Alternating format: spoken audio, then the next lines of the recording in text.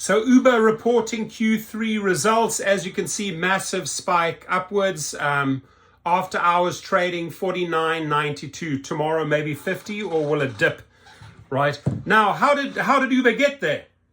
On the backs of drivers. Yes, correct. Squeezing them like a lemon.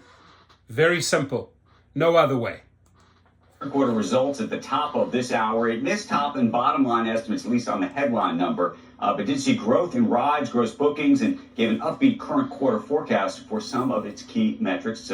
Here to talk about all of this at Uber's headquarters to break down those numbers. For first on CNBC interview is Dara Khosrowshahi, the company's CEO. Dara Khosrowshahi. Nice to see you. Dara Khosrowshahi. A lot to talk about. Let's just talk about the headline numbers, though, because I just said that those numbers were lower on the revenue side. But when you start to look through the way the business model is shifting, there's a little bit of an accounting issue that I think is worth explaining. Yeah, an accounting issue. Tell us about it, Dara. Our revenue on an as-reported basis was up 10% year on year.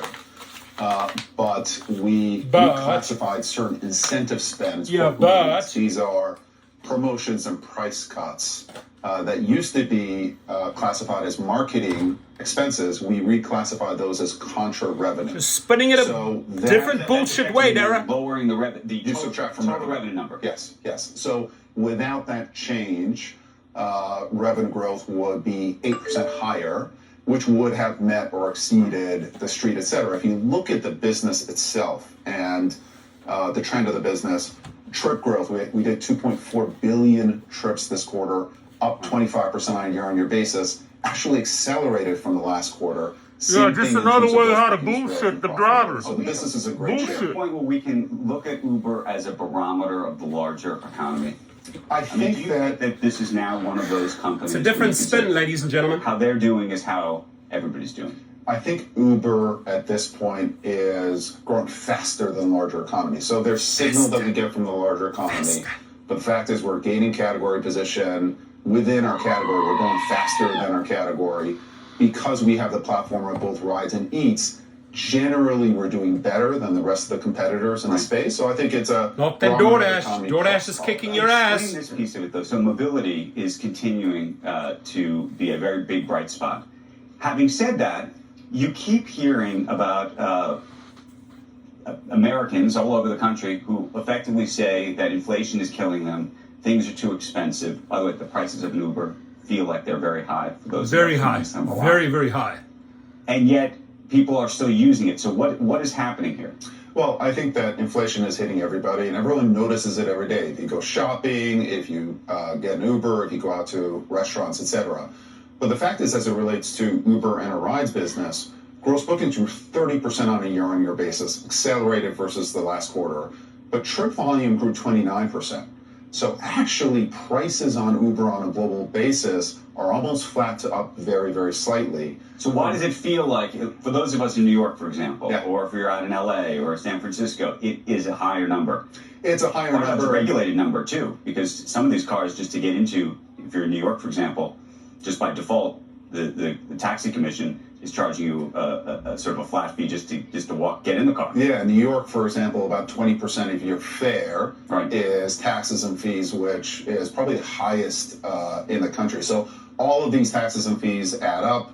For us, insurance is another big cost item as well. If you look at the CPI print of insurance, car insurance, it was up almost 19% on a year-on-year basis. So it's harder and harder for businesses to do business profitably. And these are definitely issues that we've got to take care of. In those regions, like in New York, where you're seeing the 20% of it in taxes and other fees, is it changing the dynamic with which, I mean, there was a period of time where people were using Ubers out in the outer boroughs just to get to work every day. Is that still happening? It's still happening. So Uber in general is growing much faster than alternatives, whether that's taxi or mass transit, et cetera. And I think all these fees are not slowing down congestion and everything else. Because that was also part of the argument was that we're going to get people into the subways and get people into buses. They, in a way, it was almost talk about Contra trying to get people out of the vehicle. Well, I think that story's not over, right? I do think that subway in New York is coming back, and the volumes certainly are coming back. But You drive around in New York, it's plenty congestion at this point. Can we talk about the freight business? Sure. That is a spot Freight where sucks. the line is not going up. What's happening there? We also saw what happened to Convoy, which is probably one of your biggest competitors. Yeah. So what's happening with freight is during the pandemic, you had record shipping volumes and freight rates up at incredible amounts. And you had a ton of supply coming into the market, more truckers, et cetera, coming into the market.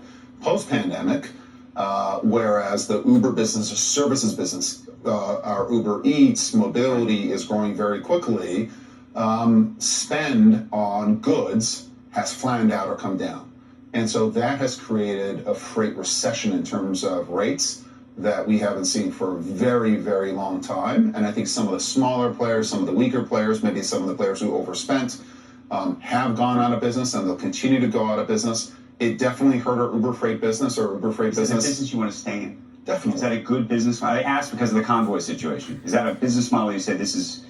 Definitely, and I think with Uber Freight, what we've done is we've diversified into transportation management. So not only are we in the digital brokerage space that Convoy was, but we're actually managing the fulfillment systems of many, many players out there. So it's a much more holistic approach to fulfillment.